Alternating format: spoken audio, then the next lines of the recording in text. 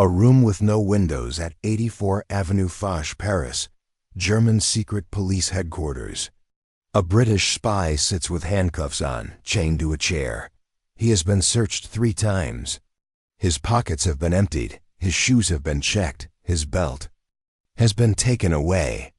The Germans are very careful and thorough. They have found everything. Everything except the 2-inch blade sewn into the folded part of his jacket collar.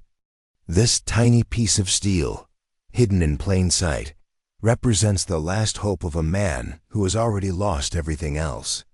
This is the story of Britain's smallest weapon of the Second World War. A knife so incredibly tiny it weighed less than 40 grams, so hidden and secret it could survive the most careful and thorough security police search.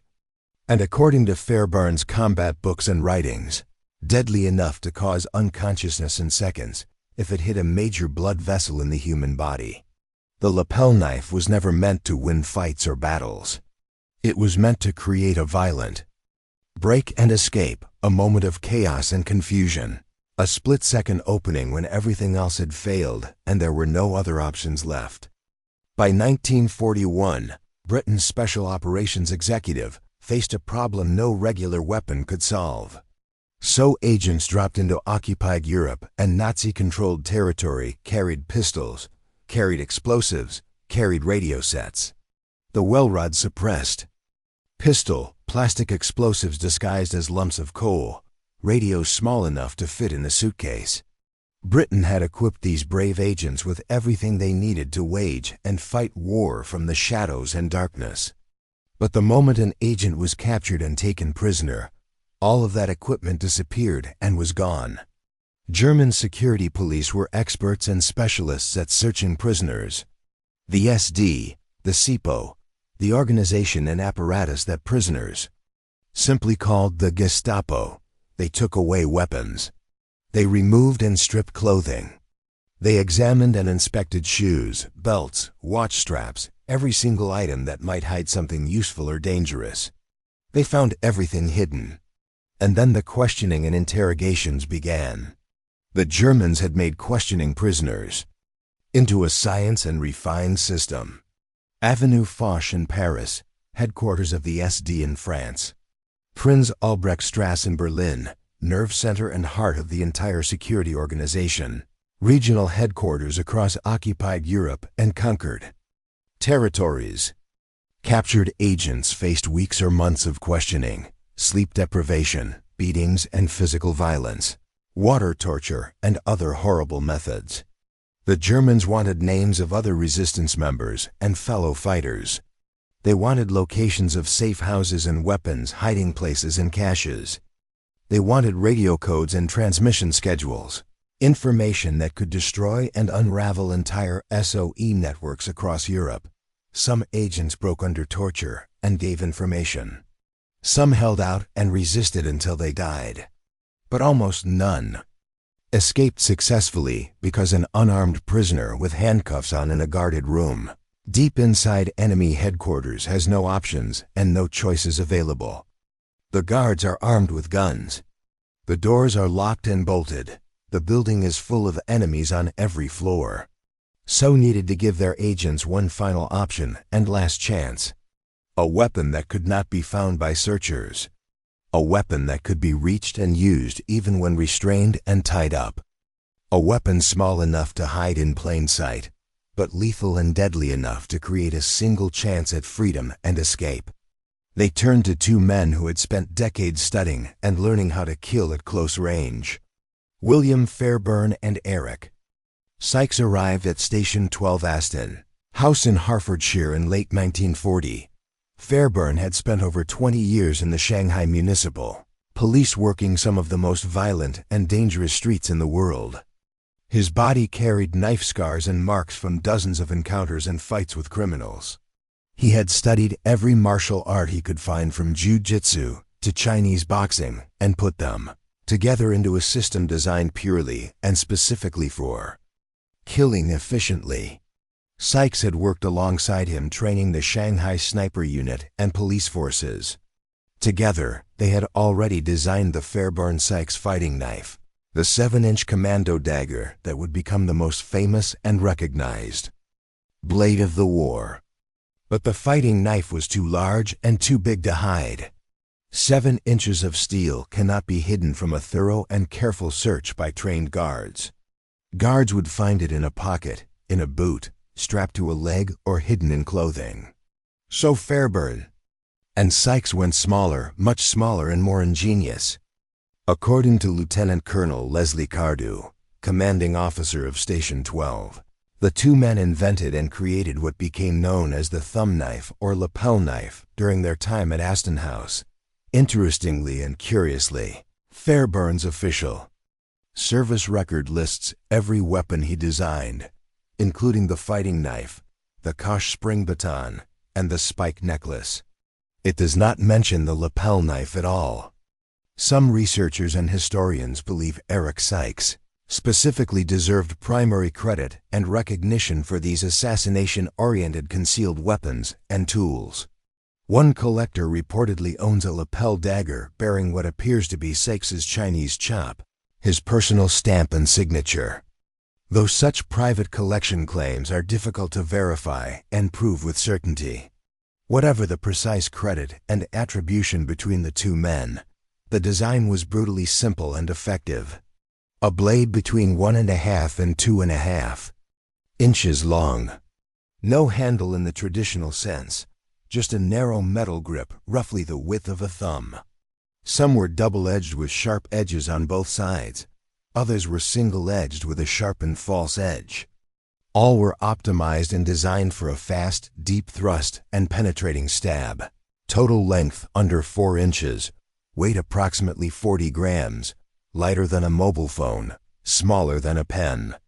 The genius and cleverness was in the sheath and covering. Made of thin metal or leather material, it had multiple small holes drilled around its edges. These holes allowed the sheath to be sewn directly into clothing using needle and thread, into the lapel of a jacket, into a shirt collar, into the seam of a trouser leg, into the lining of a coat. The knife became part of the garment itself, invisible and undetectable. Later accounts and reports say that H.G. Long and Company of Sheffield manufactured most of the production run and made the blades, and that Arthur Akers, a shoemaker and craftsman in the village of Aston, made leather sheaths by hand. Some variants and versions had a small loop for a thin cord that wrapped around the agent's finger, making sure the blade could not be dropped or knocked away during a violent struggle. Several variants emerged and were created for different purposes. The standard lapel knife measured roughly 3 inches overall in total length. The sleeve dagger stretched to over 6 inches with a square section spike designed purely for thrusting and stabbing deeply. The most clever and ingenious variant was the insole dagger, a curved 5.5-inch blade hidden inside the leather insole of an agent's shoe, pulled out and retrieved by pulling a hidden string or cord. All shared the same matte black finish. For secret operations and night work, all were designed to be invisible and undetectable during searches and inspections. If you are finding this interesting and educational, consider subscribing to the channel. It costs nothing, takes just a second, and helps continue these deep dives into British engineering and wartime innovation. Now back to what agents were trained to do with these tiny blades and how they learned to use them. So training schools taught agents to use the lapel knife with terrifying and frightening precision and accuracy. At facilities and training centers like RSIG in Scotland and Beaulieu in Hampshire, instructors introduced what Fairburn called the timetable of death. This was a diagram and detailed drawing of the human body, showing the location of major arteries and blood vessels, the depth beneath the skin to reach them with a blade, and the estimated time for a victim to lose consciousness once cut and severed, the carotid artery in the neck running just 2 centimeters beneath the skin. Fairburn's chart and diagram claimed 5 seconds to unconsciousness, 12 seconds to death and complete incapacitation. The subclavian artery beneath the collarbone, even faster and more deadly, 2 seconds to unconsciousness, 3.5 to death. the femoral artery in the thigh, the brachial artery inside the upper arm. Students memorize these figures and numbers and practice the drawing motion over and over until it became instinct and automatic response.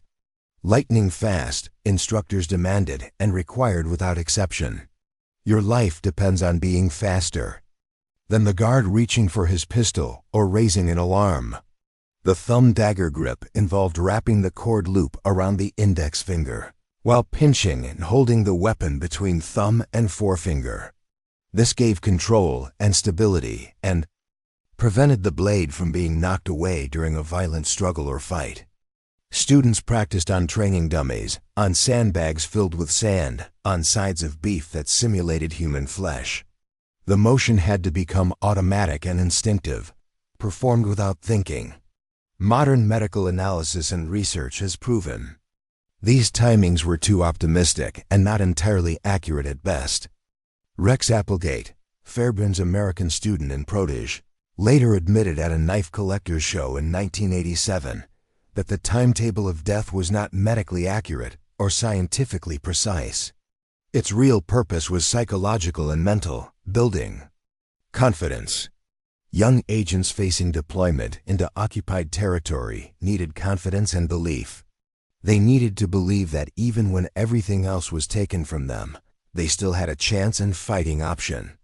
The intended scenario and situation was grimly specific and carefully planned. An agent restrained and tied up during interrogation and questioning sessions. Hands cuffed but with some range of movement remaining. A guard standing close nearby. The agent reaches slowly toward their collar, as if adjusting their clothing or scratching. The guard suspects nothing unusual or dangerous. The blade comes free and out of its hidden sheath. One strike to the throat or the hand reaching for a weapon. Not a guaranteed escape, but a momentary disruption and moment of confusion and chaos. Seconds of chaos to grab a weapon from the guard, to break restraints and handcuffs to reach a door or window. In a building full of enemies on every floor, that might be all an agent could hope for and expect. Here is where history becomes frustratingly incomplete and missing important information. Despite extensive searching through declassified and released SOE files and documents, agent memoirs and personal writings, and post-war interrogations and questioning of captured German officers, no verified account exists of a captured agent using a lapel knife against their interrogators and questioners in documented combat. The dramatic image of a British spy cutting a guard's throat during questioning appears to be legend and story rather than documented historical fact. What the records do show is that captured agents fought back using whatever they could find and improvise. Frank Pickersgill, a Canadian SOE agent captured in June 1943, attempted escape from SD headquarters at 84 Avenue, Foch sometime in 1944, according to post-war investigation by Vera Atkins using declassified files and testimony from German prisoners and captured officers, including SD Chief Joseph Kiefer. Pickersgill attacked his guards with a broken wine bottle as an improvised weapon, killed one or two of them in the struggle, then jumped from a second-story window, breaking his arm before being shot multiple times and killed. He used an improvised weapon found in the room, not an issued concealed blade given by SOE, Michael Trotobas, killed in November 1943 when German security forces raided his location and hideout, reportedly killed and wounded 2 attackers during the raid. The weapon he used remains unknown and unspecified in records. This absence and lack of documentation does not prove the lapel knife was never used in combat. SOE operated under extraordinary secrecy and security measures. Many files were deliberately destroyed after the war ended. MRD Foote, the official SOE historian, worked under restrictions so severe and strict he was forbidden from telling his wife what he was doing or researching. Evidence that might confirm operational use may simply have been lost or deliberately destroyed. What we can say with certainty and confidence is that the weapon existed, was issued and given out to agents, and gave agents something no other military force provided and gave to their soldiers. A hidden option, a final card to play when everything else failed. That absence of verified use in records does not make the lapel knife useless or pointless. It tells you what the weapon really was in purpose. Insurance you hope you never have to use and cash in, but feel safer knowing it exists. No comparably well-documented German program for sewn-in microdaggers has been identified and found in historical records. The Abwehr, the SD, the entire security organization and apparatus. None appear to have developed miniaturized concealed blades for their own operatives and spies in the same systematic and organized way. Their approach to covert operations emphasized false uniforms and disguises, recruited locals and collaborators, and signals deception and radio games rather than the kind of stay-behind sabotage and resistance work that's so specialized in and perfected. When the American OSS was created and formed in June 1942, they adopted British lapel knife designs completely and wholesale without changes. The tiny Sheffield blade became standard equipment and issue for American agents as well in two. The lapel knife represents something larger and more important than its physical dimensions suggest and show to the casual observer. It embodies and shows the philosophy and thinking that drove SOE from its creation and founding in July 1940. Winston Churchill had ordered the new organization to set Europe ablaze and on fire with resistance. Unconventional problems require unconventional solutions and thinking. When your agents face capture, torture, and death in enemy territory behind lines, you give them every possible advantage, even one that weighs 40 grams and hides in a coat collar where no one thinks to look. At Station 15, the thatched barn facility responsible for final preparation of agents before deployment and going out into the field, tailors carefully stitched and sewed the tiny weapons into continental-style clothing using proper European methods. Every detail mattered and was important. The thread had to be correct and match European standards. The fabric had to be correct and from continental sources. German searchers and inspectors knew British manufacturing techniques and methods well.